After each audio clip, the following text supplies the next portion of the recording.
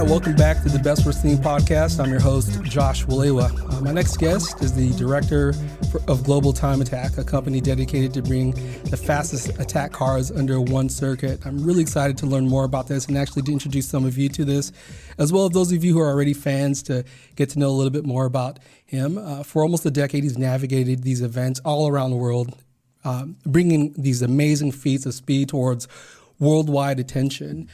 Prior to his experience with Global Time Attack, he served as the EVP of development for the Hosman Group, amongst other various leadership roles. And you can find him at jason.dienhart, that's D-I-E-N-H-A-R-T.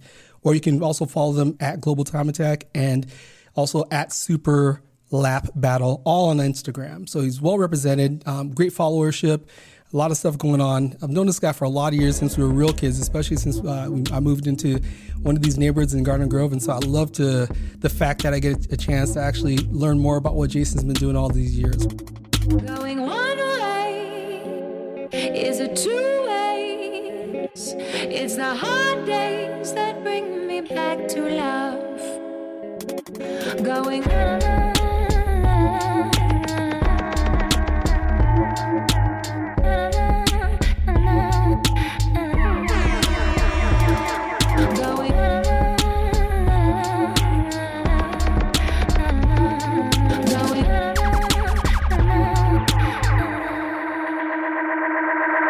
Welcome, Jason Dienhart. Hey, how you doing? It's been a long time. Good. Yeah, man, it's been a long time. I appreciated the time of getting to catch up with you a little bit before this interview. And most definitely. I think after this, we'll definitely be keeping up with each other on a lot of different areas. But I wanted to jump in real quick and just talk about this concept of Global Time Attack. It's just an incredible idea around speed, these incredible machines, and all the different types of races that go on. And so if you can talk to us about your role as the director and the founder of this effort and what this is all about. Yeah, for sure. So I think what I'd like to kind of start off with is, when people think of automotive or sports car racing, they're racing like, let's say, a 4-hour race or a 40-minute race, and whoever, crosses the finish line at the end wins, or like the Daytona 500, it's 500 miles, and whoever crosses the finish line at the end wins. Or if you watch F1, it's a timed format and you're racing against the other drivers out there.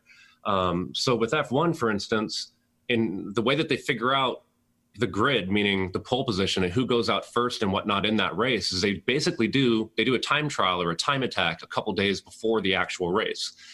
And they call it qualifying. So time trials, qualifying, time attack, super lap battle, it's all describing basically the same thing. It's the car, the driver against the course, not against other teams or other drivers, but it's against the clock. So you're just trying to attain the fastest lap time that you can. We all do this when we play video games most of the time, like Gran Turismo or even old Pole Position back in the day when we were little kids in the 80s. You were basically just racing usually like for the fastest lap time, and then you would chase that lap time. There might be a ghost car there. So that's what our teams and drivers are building cars around. And the reason why we do this, it's really a quest for speed. It's a passion for teamwork and trying to attain the perfect lap. And, what's the perfect lap? Well, it's working in synchronicity with your car, with the suspension tuner, with the engine tuner, with the driver, knowing the course and having everything work right, where the car works right, the driver makes no mistakes out on that lap. There's different places to hit the turn and to hit the brakes, of course, in order to get the fastest lap time. The good drivers know where these different points are on the track and where to do it at in order to shave off as most time as they can. And that's what really attracted me to it, is that it's, in a sense, it's also like everybody knows what drag racing is. You're not supposed to, but a lot of people have drag raced, from stoplight to stoplight or something like that. These cars are basically drag race cars that go around a road race circuit, not just a straight line. And that's something that really attracted me to it. Yeah, so it's interesting that you've distilled this concept that helps people set up into the race as far as positions, but how did you decide to make it an event of its own? Is this something that's always existed and you pulled it together? Tell me about that. No, not exactly. Because, traditionally it's always been what led up to a race to figure out where people were going to be positioned.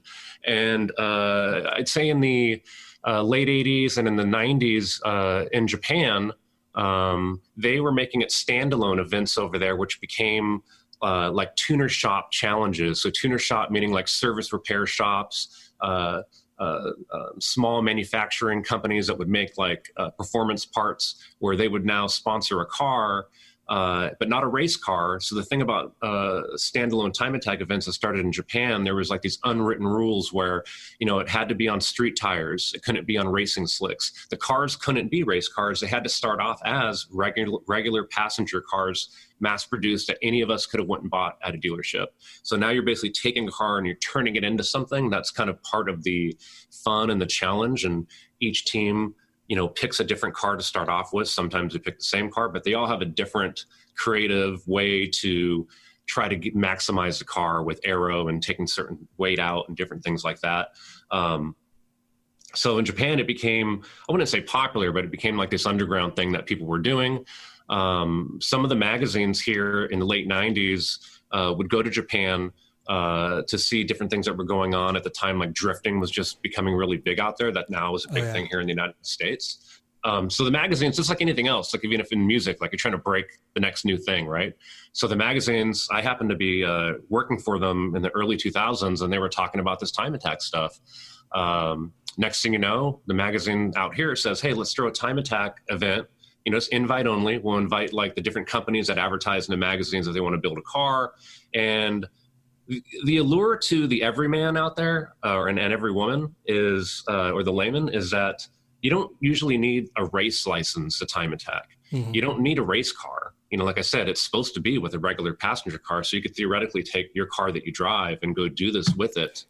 And you don't need a race license because you're not racing against other cars and other drivers on the course. You're just racing against the clock. So it's also safer in that sense. So it's a lot easier entry to get into than it is to, how do I get into racing? This is a little bit easier and safer way to get into it. Due to the fact that you're not racing wheel to wheel or door to door, as they say. I'm just kind of curious about this. So you are working for this company. You find out about this whole concept. Yeah. You all decide to host an event to check it out. At what point does that inspire you and tell you, I want to really move forward and create a separate event? Yeah. So, I can't really take the credit for it, so I'll give credit where credit's due. It was Sport Compact Car Magazine and Super Street Magazine. And also a gentleman by the name of John Naderi, who was the editor of Super Street at the time. He really championed this. And what I was doing at Super Street at the time was I kind of did what I do now. I basically organized events and productions that the magazine wanted to put on, whether if it was something small to help drive subscribers and readers, or something like renting out a track and coming up with a rule set and organizing this time attack challenge or competition. So I wasn't really a big believer in it, to be honest with you, which was kind of funny looking back on it now. But John, who's a friend of mine, really pushed me. He's like, and he's the one that's saying the words I use now, which is tried to sell me on it. It was, Jay, it's drag racing around a road circuit. How could you not like this, dude? He's like, you like drag racing. Like, that's how you got into this, was drag racing. So think about that. And he was right. So kind of, it piqued my interest, and we really delved into it really hard and came up with a pseudo rule set. Did the first challenge in 2004, I think it was. And we chose a course called Buttonwillow Raceway Park. It's over on the way to Bakersfield if you're making your way north from Los Angeles. So it's a good 3.5 hours, like let's say from Orange County, where we grew up, 4 hours, right north. So it's a little bit of a ways up there, but we chose that circuit. For one, there's only so many circuits in California that we could choose, and we were under budget constraints. But we liked that the course had a good mix of some places where horsepower would help you, but also a lot of turns, to where you've got to be a skilled driver and not just have a big high horsepower car. We did the event in November 2004. That event still takes place to this day in November. And I do it now. So, I worked there I worked there from like 2000 to 2006. So I did that event for 2 years with them. I left. The guy that took my place continued to do it up until 2010. 2010 is when I got back into time attack. I had an opportunity with a friend of mine, Christian Rado, that came to me and said, hey, do you want to get back in the time attack? The organization that's out there right now is fledgling and having a rough time. This might be a good opportunity for you to get back into it. And he set me up with an investment to get me going. And he's still a partner to my day on the Global Time Attack stuff, which is great.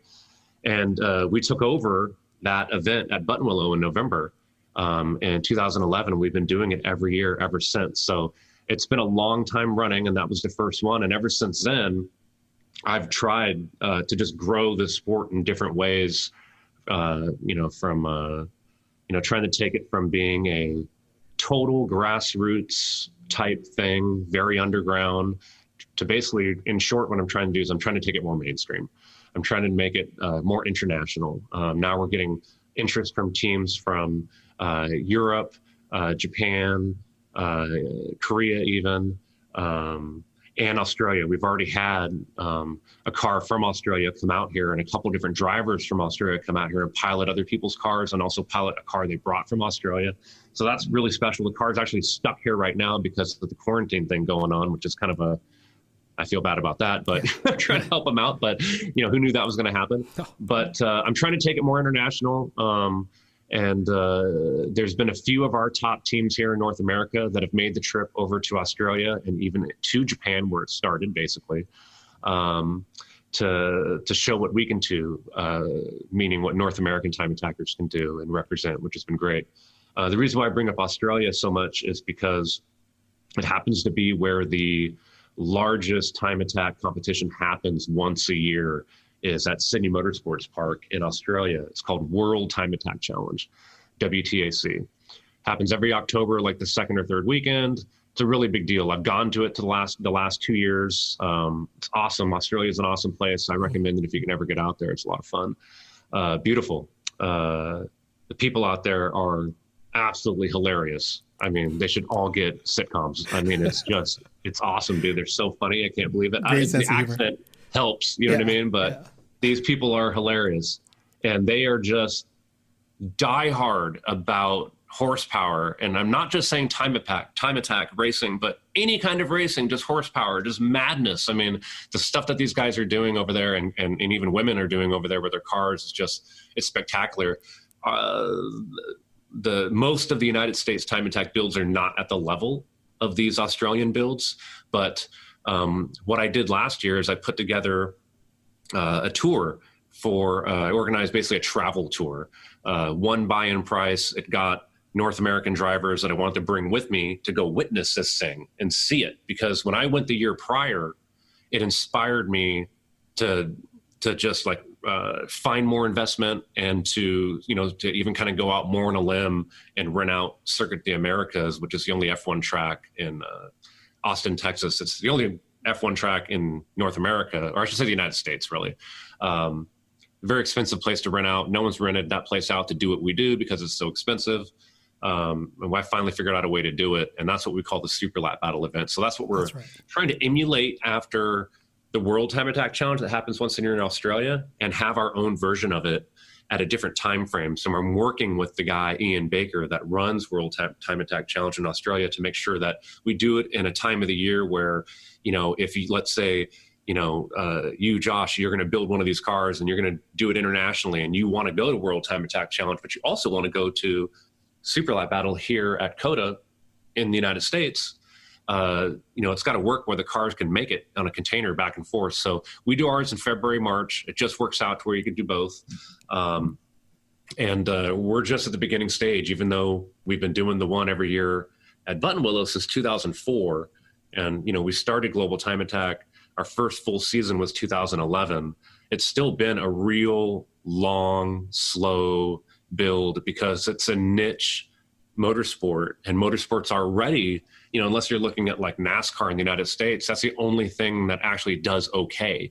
Even F1, which is the most popular form and highest form of motorsports in all of the world, it's not a big draw here in the United States. Right. So motorsports is a tough sell.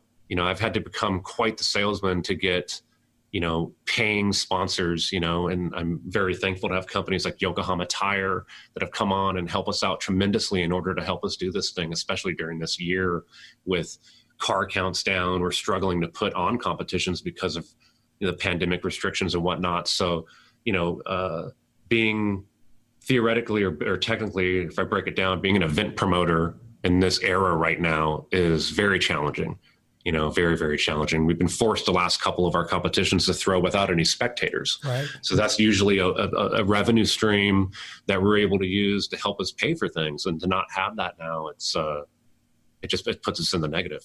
Yeah. But at the same time, you've got a brand and a competition that, I look at it, like the NBA is doing what they can to come back right now, and baseball, football, they're all doing what they can and taking all these different precautionary measures.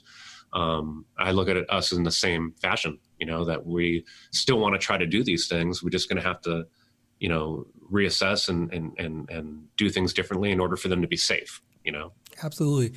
I mean, it is a professional sport. I think those are very fair comparisons. Jason, so we've known each other for a long time, and I remember you and your brother, Aubrey, of course, shout out to Aubrey. Yep. And actually, I remember your dad, too. Your dad was one of the coolest guys in the block. We'd always come hang out at your house every once in a while, and your dad was one of those patient single dads. And so I remember when I was raising my kid, your dad was one of those guys who I thought about, just a good man who was there. But before we get to that, I want to talk to you about, were you always a gearhead? Because I knew you as a basketball player back in the day before, through, I guess, middle school or junior high and high school. Yeah. And then I know we've gone to our different parts around the country, but what was your career path like? How did you find yourself? Because I'm hearing, motorsports, I'm hearing like the technical specs of these vehicles, but I'm also hearing driving. And so kind of what pulled you towards this? What was the path that got you in this direction? No, I wasn't always really big into motorsports. Now, as a kid, I was like traditional sports, basketball, baseball, basketball, and it was really basketball, especially as I got into high school and played basketball in high school. I was hoping to play at least at a junior college, and I tried to make the team at Orange Coast College. I was going to sit the bench. So like over the summer after graduation, I was already trying out for the team, and I made the summer squad. And, but again, like last guy on the bench, you know what I mean? Second to last guy on the bench. So that was a tough thing to swallow. But at the same time, like looking around at the dudes I'm playing with, I'm like, I get it. You know what I mean? like these dudes are really good. And it's not just in this format, but even going and playing with them at Edison Park at nighttime, just on 5-on-5 run, and, it's like, these guys can ball, dude. You know what I mean? And you were good already. And hyper athletic. You know what I'm talking about? Right. So it's like, I mean, you were good. And so now you're looking at these guys, and they're like, there's another level. I became the guy that was like, look at Dean Hart. He's working so hard. You know what I mean? If you guys work that hard, it's like, whoa, I became that guy. You know what I mean? Which is okay. You know what I mean? Because I've taken that in my life. You know what I mean? That to where, you could outwork people. You don't have to be the biggest, the strongest. You've heard that before, but it's true. Yeah. Now, it'll only get you so far, but but anyways, so when that was going on, it just really made me think, you know what I mean? Like how could I hinge everything on this? I can continue to work hard, and do what they say, and who knows, take that route.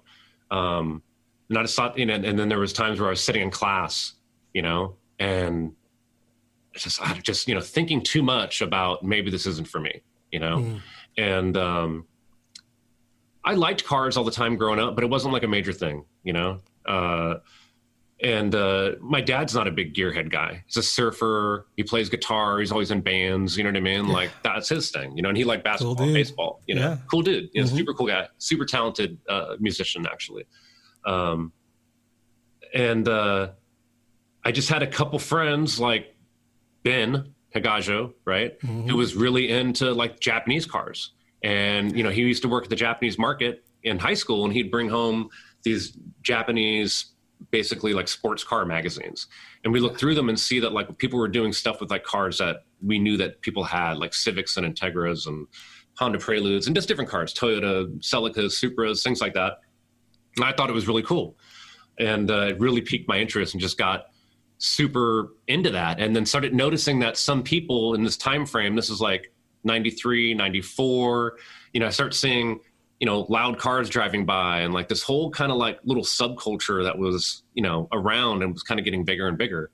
And Ben and Josh started getting into it, and so I started getting into it too. And next thing you know, like come 1995, right before 1995, I was already sold. Like I was like, I think I've got to get into this somehow. So I stopped going to Orange Coast College and going like the more traditional route of trying to get my, trying to transfer somewhere, and I enrolled at like the trade school program for automotive technology at Cypress College. They still do to this day, I believe, have like a Toyota program that Toyota sponsors. So basically everything that you work on is all Toyota stuff. And then when you graduate their program, they help place you possibly like in a Toyota dealership. So at that time frame, I'm thinking like, that's what I want to do. If I could work at a dealership, I can make good money. And, I'll know about cars. And if I want to race cars, I can race cars and, make horsepower and do all this different stuff. I just fully jumped into it, man, all the way. Like, stopped playing basketball over like a 2-year period, gained like 65 pounds or something insane. I'm 6'5", so like I could wear it, you know what I mean? But like when I look back at pictures, I'm like, dang, like, I mean, I was kind of heavy, dude, because I stopped working out, stopped playing, and just everything became about cars, you know what I mean? So it was like going to school, working, and then at nighttime working on cars with my friends, trying to learn trial and error, different things like that. And got into street racing, which, it's not the greatest thing to say that I was doing, but a lot of us were doing it. But really quickly, we got into legitimate drag racing. We saw that these people started throwing events at LA County Raceway and Sacramento and down in San Diego. There's a couple drag strips. And we would go down there and start entering our cars in these organized events. And it just became like a lifestyle for me, dude. I mean, full-fledged, like just full body deep end, you know what I mean? And it's kind of been like that ever since. And it's just kind of taken me in these different directions. I thought I was going to always be a mechanic. And then I thought maybe I'll have my own shop one day and, help people with their dreams with their cars. You know what I mean? If they want to make it look cool or make it go fast or make it perform better. I ended up I never finished the trade school because I ended up getting a job at a Honda dealership, talked my way into it to get a job as a technician there. I was ASE certified. I'm not sure if you know what that is, but usually see the ASE certification thing when you go get your car worked on. It's basically something that says like, hey, our technicians here have passed these tests and whatnot. It's not quite like the bar exam, but it's for a technician. It's like the same thing. Yeah. So I had a few of those, so I was somewhat legit. I was working at a dealership and I'm like, okay, man, this is it. I did it. It's like what I'm thinking, right? Like, I think I'm trying to remember how old I was. Like, I don't remember. I don't know, 26 or something like that. That's it. I did it. And I'm sitting there one time, and then one of my buddies is working at a race shop, and they had an opportunity to start traveling around the country. They just picked up a sponsorship. They're going to travel around the country and do different racing events, like in New Jersey, Florida, Texas, Chicago area, Seattle area, and then back in California. He's like, well, we got to leave like tomorrow. Jeez. And I'm just like, dude, I don't know, man. I don't think I could do that. So anyways, I'm like talking to my dad. I call my dad, I remember, you brought up my dad. So I call my dad. I'm like, Dad, what do you think?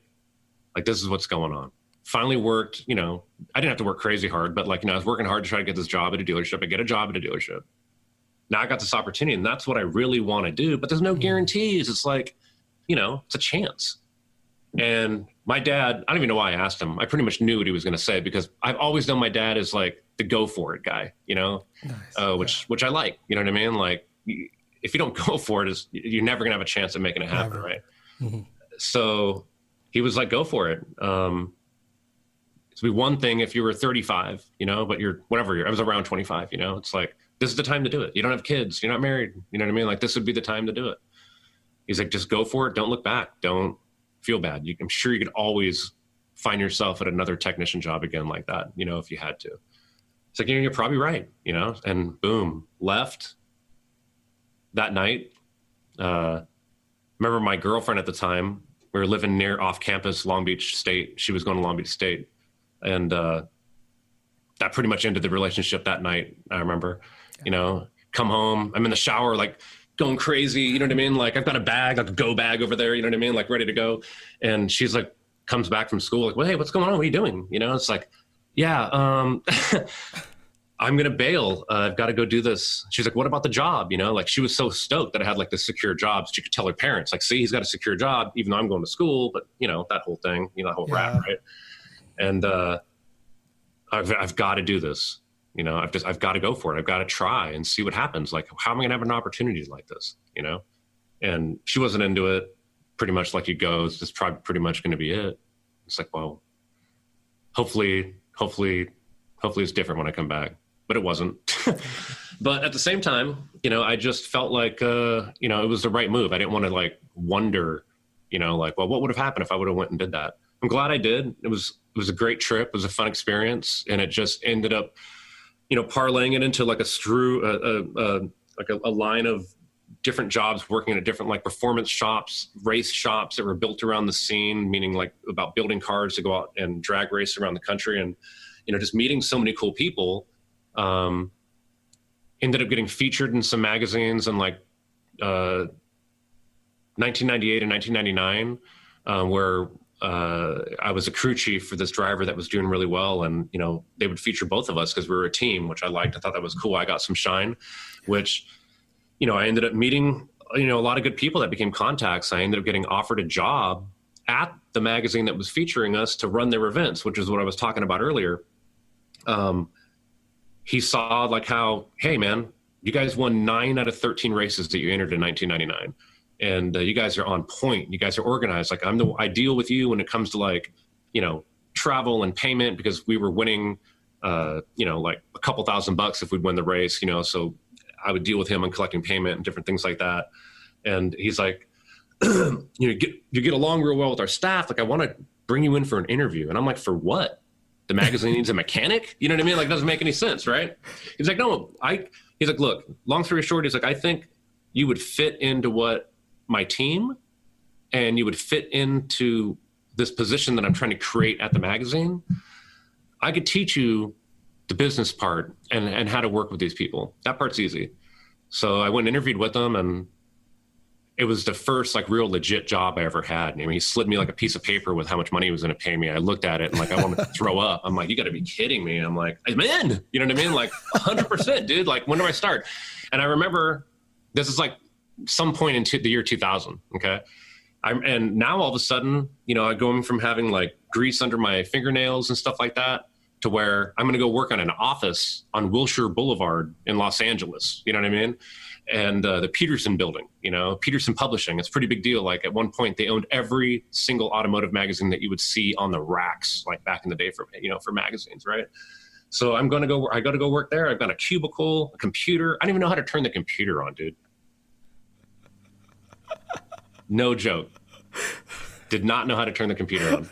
And so hold on, you're so used to tuning up and working on cars, and they sit you in this office, and you're like, yeah, this might as well be doing surgery. It was crazy, dude. I sat there like sweating, dude, for like 10 minutes, and then I remember I said her name was Doris, which was this guy Howard Lim, who became the guy that hired me and believed in me. All right. He's still a friend to this day. And at that time, he was a major mentor, So he had an assistant. He was like the big guy. He had a corner office, So I'm asking his assistant, Doris, hey, Doris, something wrong with my computer. I can't. You have to come up here. And she could tell. And she turned it on for me. And then I was like, all right, I'm in. And I taught myself how to use it. And then from there, it was on. You know what I mean? And they needed someone to run, like I said, events, productions for him and stuff like that. He taught me sales. He taught me advertising. He taught me marketing. He taught me negotiation. He taught me how to deal with people. And for 5 years, I worked under this guy, and it was awesome.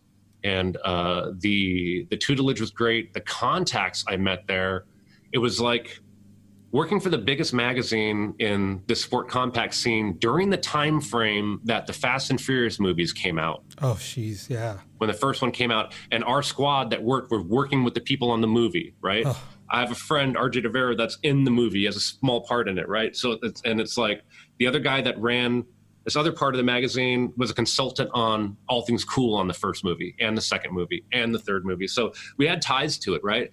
We had a lot of contacts, like big time advertisers, things like that, to where basically what I'm trying to say, it's like, it was like the working for them at that time frame was the equivalent of like the aftermarket or automotive aftermarket, like fraternity. Yeah. Is basically what it was like. And so to this day, all these years later, a bunch of these people that worked there that I met, I still know, and they've gone on to much bigger and better things than what I'm doing. The VP of SEMA, the like these, the big things, where like, hey, Pete, hey, Howard, hey, Michael, you know what I mean? Have you heard about this? Will you look at this video of what we've got going on? Just And you can still do different that. things. Or, hey, Wow. we're having a barbecue, or, hey, Jay, we're having a barbecue, come on down. And it's just great to still sit around and talk with these dudes that even at that time frame in the early 2000s, in my early 30s, right? I looked up to these people. I still look up to them. But for them to treat me as an equal, it's great. You know what I mean? And just to have those contacts, it's awesome. It's helped me out tremendously throughout the years. It really has. Yeah, it's kind of special, which is cool. So Absolutely. So there's a few things that I'm listening to, and I'm thinking about with this crazy, amazing opportunity shows up, and no matter what the personal challenges were, including living with somebody, you go to somebody you trust, who's going to give you an honest answer, the go for it guy, which is your dad. Yeah. And I think that is the best advice somebody could give you, especially at that time in your life, really a low risk ceiling for Yes. making such a bold decision. And it's actually what I preach to a lot of people. I think oftentimes people look at some of these interviews, people say, like, oh, how'd you get to interview that person? And I always think, well, it's because I just ask. This idea of just taking a leap and going for it. And again, you could do your own measurements as to what the risk is, but you made a good move there. And that eventually leads you to kind of all these different opportunities, a lot of learning, a lot of contacts, which I know for a fact you've applied to what you're currently doing right now. But the marketing, the turning on a computer, from everything else. Now I'm like a computer wizard. Yeah, now you have to master the computer. Yeah, now I help people. Yeah. You are IT. So, but I'm gonna put a bookmark in that, because I'm gonna go back to eventually the big question. But I want to talk to you a little bit about your dad. I want to hinge on that part, and more so just briefly, if you can tell us a little bit about kind of your upbringing, like who's the foundation of Jason Deanhart, and tell us about that. Born to young parents. My mom was still in high school. I think my dad just got out of high school. So I think I was at their wedding. I was like a year old, My mom's Mexican. My dad's a white dude, blonde hair, blue eyes, long hair, surfer looking guy. They grew up kind of like Whittier, Hacienda Heights area, over in Southern California over here. Both sets of my grandparents lived in that same area. Luckily for my grandparents, they helped my parents out a lot because they struggled, when they had me, being so young and whatnot. Yeah. They eventually, I think they all helped out and helped them get a house over in Garden Grove, which is where I eventually met you guys.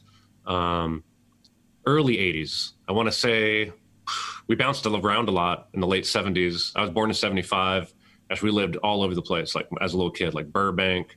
I lived in my grandparents' house. We used to live up in Big Bear because my dad's parents, my grandparents on that side of the family used to have a cabin up there. So, we could live up there. We lived up there for a while, which was cool. I actually went to kindergarten there and then moved to Huntington Beach in some apartments and went to school there for a little bit. And then some point in like first grade moved to Garden Grove. And then that's when I started going to Sunnyside, where we all went. That's right. I was in first grade. So that's when I met. First grade, I remember first day, meet Jonas Ocampo, Mike Perez. Those are like the first two cats that I met. And maybe even like Kurt Espinoza, maybe too. I'm not sure, but at least it was Jonas and Mike for sure, dude. Right. Just funny. I've known those guys pretty much like the longest, dude. So anyways, and I ended up staying in Garden Grove forever, which was fortunate, you know what I mean? Because I was able to go to the same elementary school that fed into the same junior high school, that fed into the same high school. So some of these people, like I just mentioned, even you and your family, I've known for a very, very long time. So I really cherish like that, looking back on it, like that little neighborhood right there, not little neighborhood, but that square from, Trask to Garden Grove Boulevard to Magnolia to Brookhurst, if I did that right. Yeah. That square of all those folks that we all know that live right there. We could name a bunch of dudes and chicks, you know what I mean, that we grew up with, which is really cool. And we still talk to most of them all today, especially because of social networking, social media. But yeah, I ended up, let me see, I think my parents divorced around like 11, 12, no, I'm about 12 years old, 12, 13 years old. Messy deal. My mom cheated on my dad with people that we knew. So it was like very embarrassing. You know what I mean? Like that was something that was tough for me because there'd even be certain people at school that would like try to clown on me about it or whatever. Jeez. Like I did it, you know what I mean? Right. But still it's embarrassing. Like that was something that like, shape me. You know what I mean? Meaning that like how to have a thick skin, how to deal with adversity right in your face, and like, what do? You know what I mean? And how do you react? You know, kind of shows maybe your strength and whatnot, you know, like how you react. So kind of learned that early, kind of really obviously made me angry at my mother. So that was something that took me a long time to get over. I ended up, as you know, my brother and I chose to stay with my dad. Yep. And my dad had it rough. So that kind of made it hard too, like watching my dad cry and shit like that. It's tough. Yeah.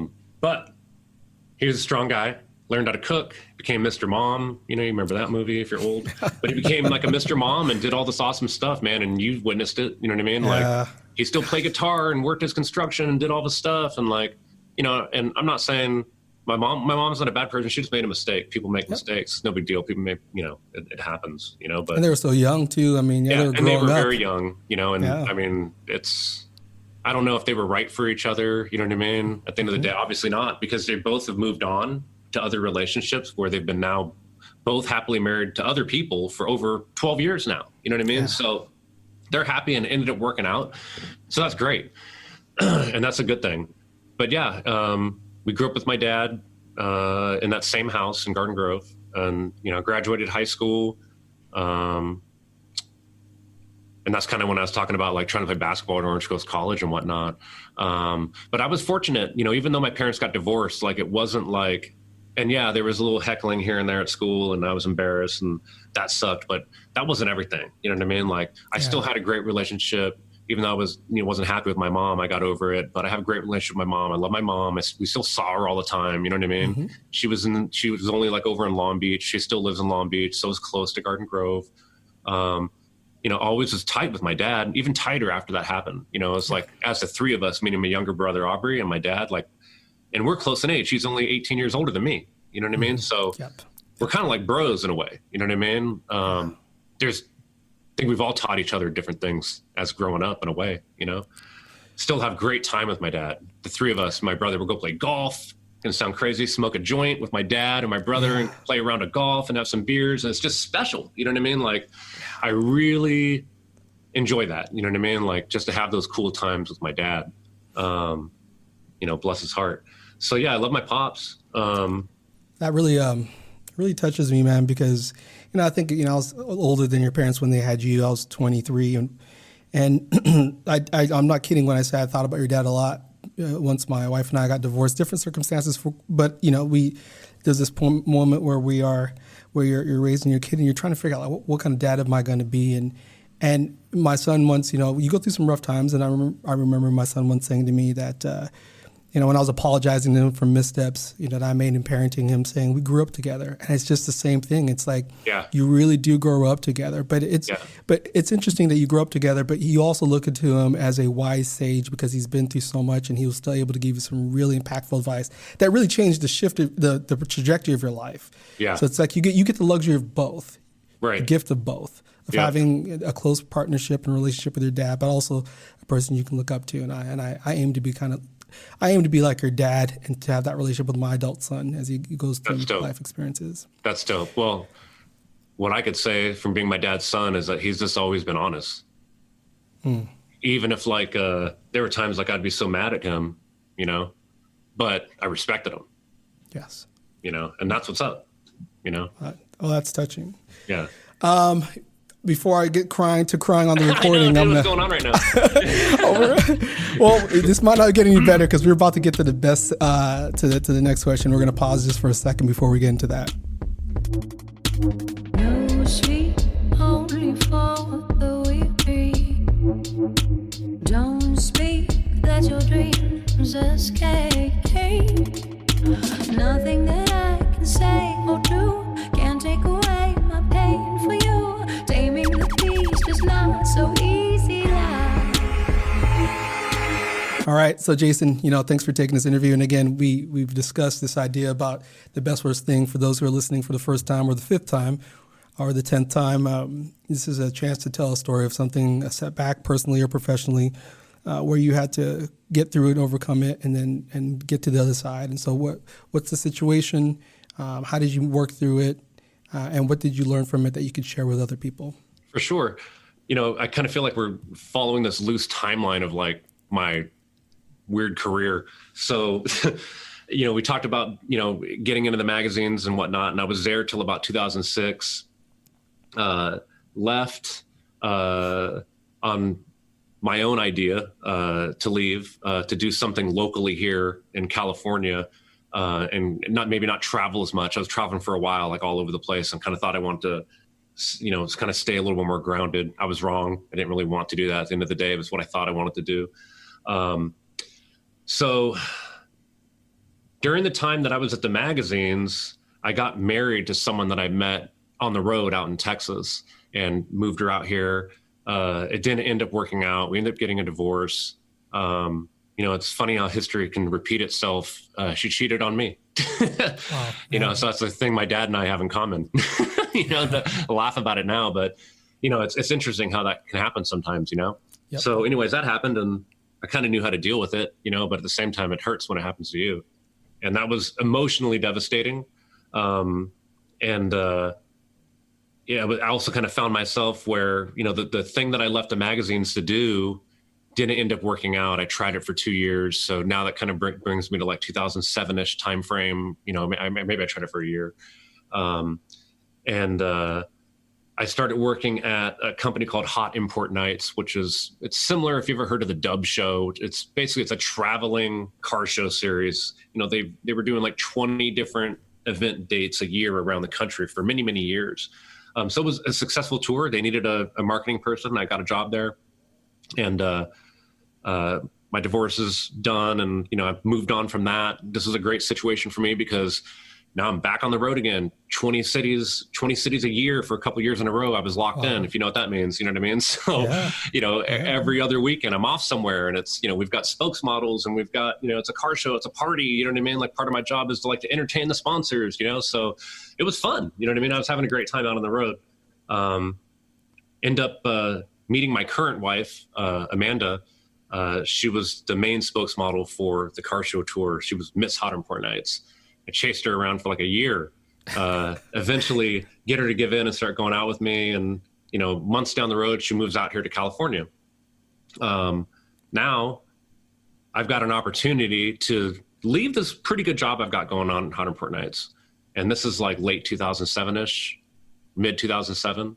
And I've got an opportunity to work for a startup, media startup. So remember the time frame here. This is 2007-ish. And they were going to deliver content via video, which seems pretty easy nowadays. But back then, it was like, wait, what do you mean? You're not going to just put a picture up, How are people going to watch this? Well, on YouTube. You'll be able to watch it on your phone. So anyways, it seemed like a great idea. It was a group of people that used to work at the magazine. Some of them real high up type, president level type people. Big executives that started this new thing. They saw the future, and they were correct. They were just about 2 to 3 years too early. Wow. So anyways, I'm not an idiot. This is a great idea. I didn't think it was too early.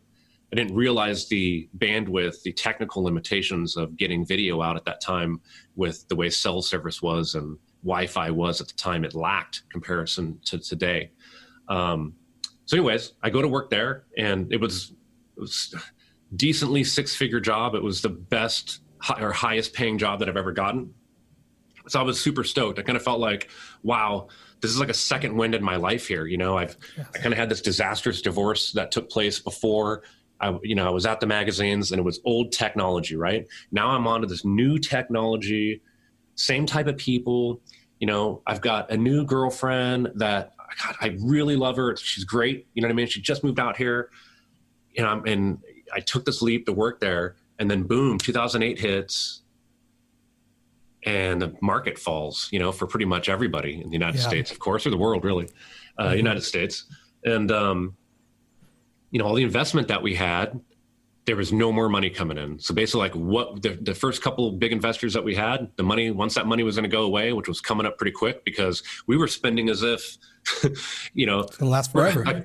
We were paying ourselves way too much for one thing. We all had brand new computers. We thought we were going to make this thing happen, and it's just a rug is pulled out from not just my feet, but all my friends' feet too. People I'm still friends with to this day. The guy I mentioned earlier, John the Dairy, that did the first time attack here in the United States. He was one of the heads of this thing. He brought me into it. It's like, and again, that's like all of us that have known each other throughout these years. Like if we have this great opportunity, you call up like the A-team, like, yes. Yo, Hannibal, hey, Face, hey, BA, you know what I mean? Like, you got to come out here, man. Like, I've got this thing going on, right.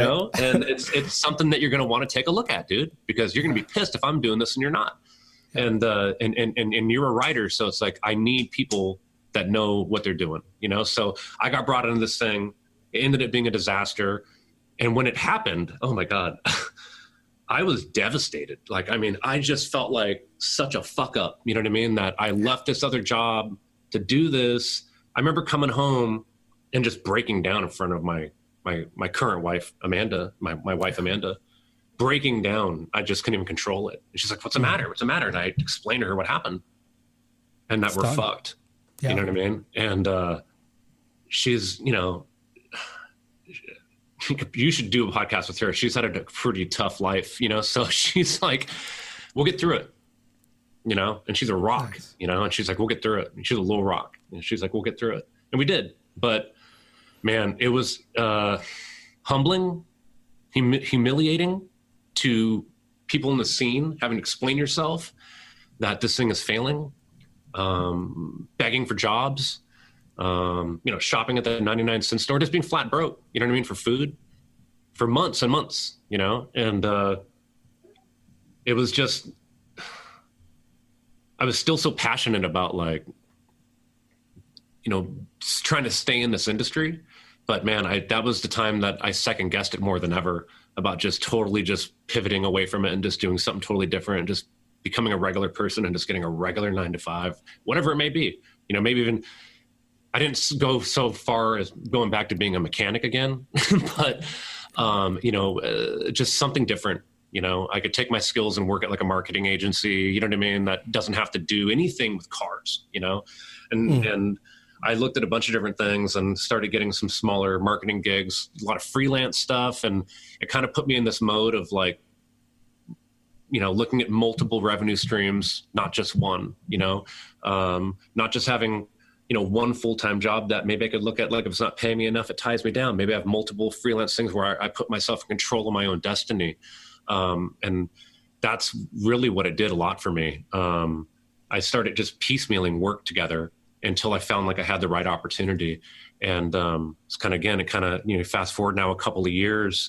So during that time frame, 2008, 2009, it was really rough. I ended up getting some small gigs. One thing that Amanda and I did, where we ended up meeting a really good friend, was a friend of mine was doing some marketing for Nissan, and they were launching, they had, their Z car, the 300ZX, or you've got to remember that Nissan, right? And they were coming out with a new one called the 370Z. It's the one that is basically currently out right now. It's been out for like 10 years. So they were launching that. They wanted to do something cool, like where they take a couple cars to first number 1 and number 2 off the assembly line in Japan, bring them over here, bring them around the country, have different like editors of magazines and places drive them to different points. So I organized this tour thing that went around the country, and they needed people to manage it actually on site and go on it. So we did it. We put this price together for them, and it was myself, this guy, Sean Baker, who drove the truck and the rig, and then Amanda, and she documented it because she's a photographer. Wow. So we went and did this thing for like a month and drove all around the country. So her and I, we were already toured together. That's how we met each other. But, sitting in the same truck for hours and hours is like another story, right? You know what I mean?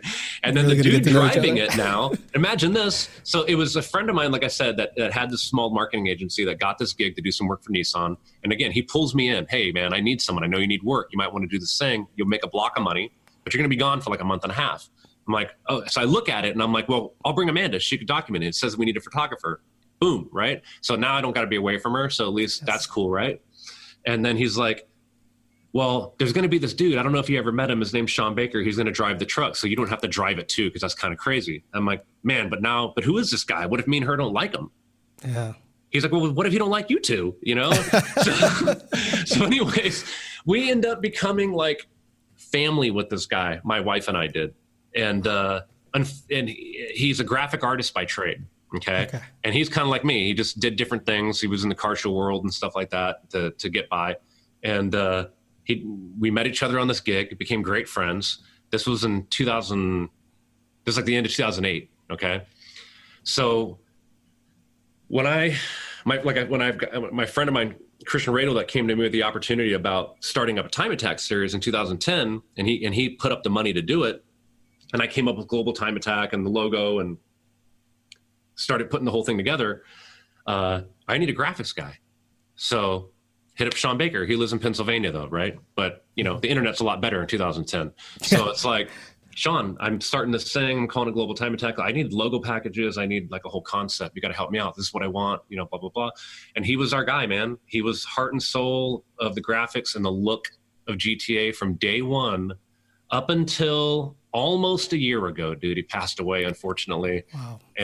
Younger than us. He just passed away in his sleep one day, dude. Just kind of randomly, like had a heart attack or whatever, which really sucked, man. I miss him dearly. I've got someone else doing the graphics now, and he's great, but I really miss Sean, man. He knew the deal, sucks. And he was a really good friend. He was someone I would see every year, or twice a year at different big automotive gatherings, So kind of going back to what was really tough about the deal failing in 2008, like I said, it was humiliating to have to try to explain that to people in the scene that that, this thing failed and whatnot. And like I said, going back and having to tell Amanda that I felt that I was a failure. And like I said, what I took from it was no matter how bad it gets, that I'm not a failure and that people stumble, people fall, it was none of our fault. If the market, if it didn't collapse, we still might have been too early and our financial runway might not have been long enough, but we would have had a better fighting chance than what we ended up having. So I also learned not to sweat things too much that are out of my control.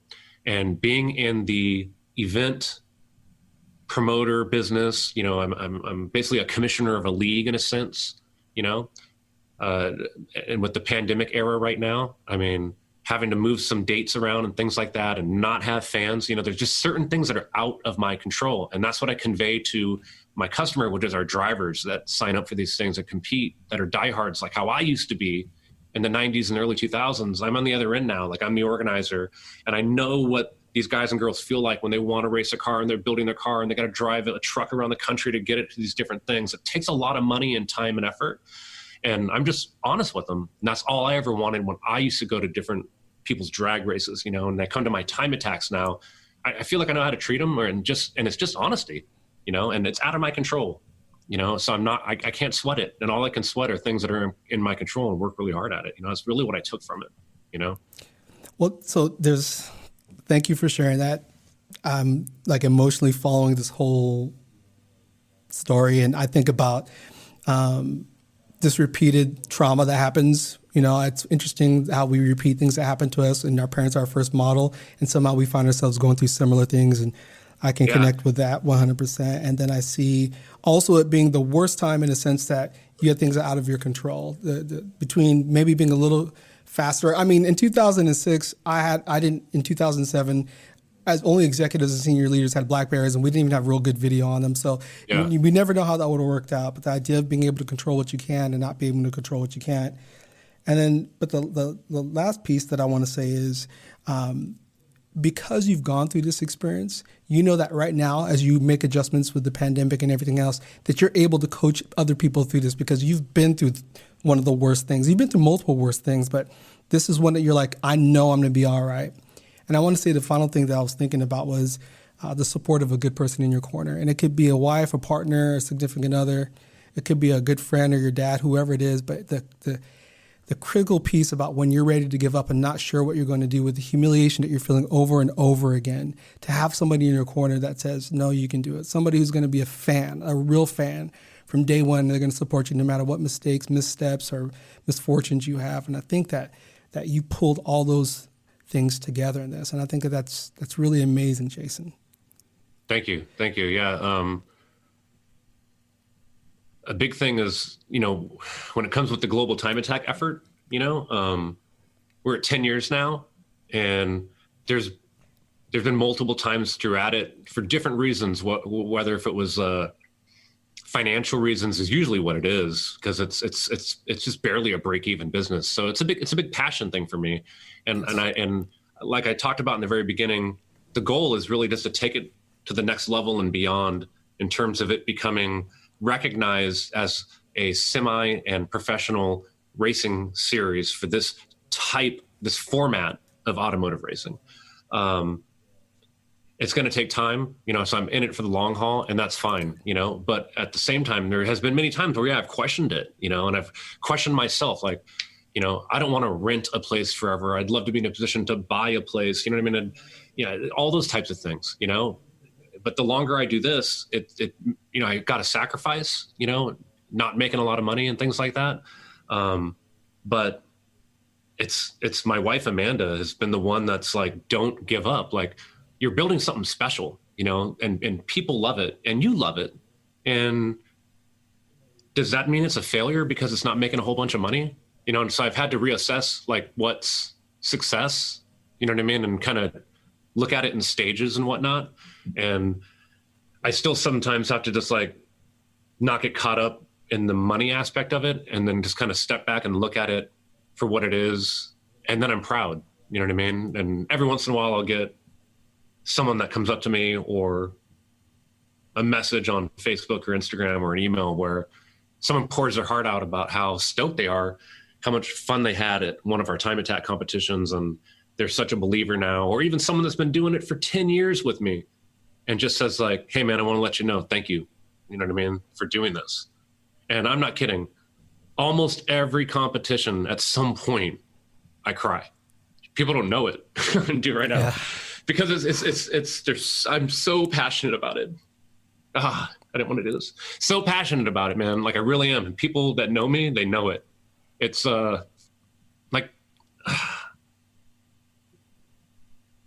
it's at this point, like I'm just so engulfed in it. You know what I mean? That like, it's me. It's become like my identity. I was listening to the podcast that you have, was it Tumabasa? Mm-hmm.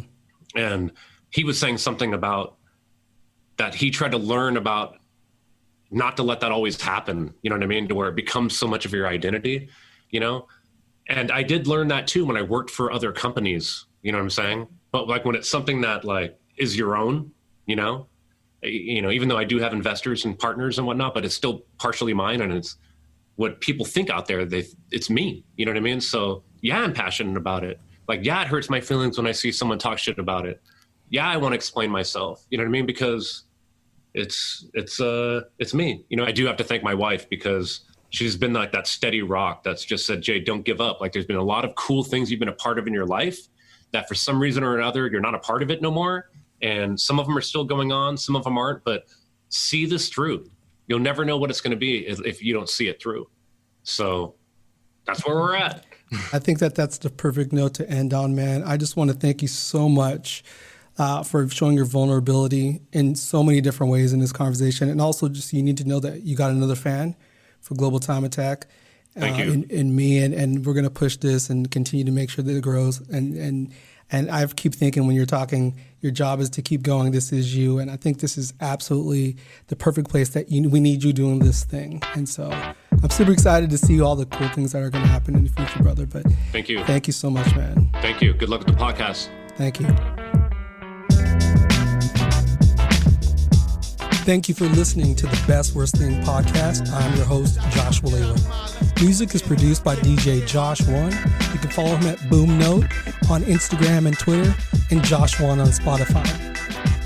The Best Worst Thing podcast is edited by Cool Jets Audio and Visual. You can find them at Cool Jets AV on Instagram. Our marketing is designed by Francesca Daniels. You can find her at FrankandKitty24 on Instagram.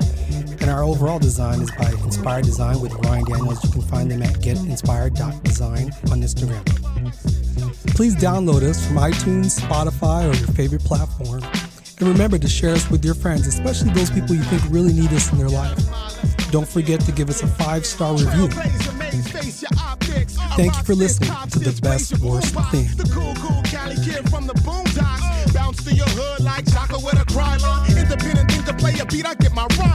soul when I strut on a path to perfection. City to your borough, to your town, to your streets. Keep your party live, Josh One got beats out of nature. Grazer, Oakland, strays to Asia. It's like Fraser, force of Fantasia. Move through your suburb, hype.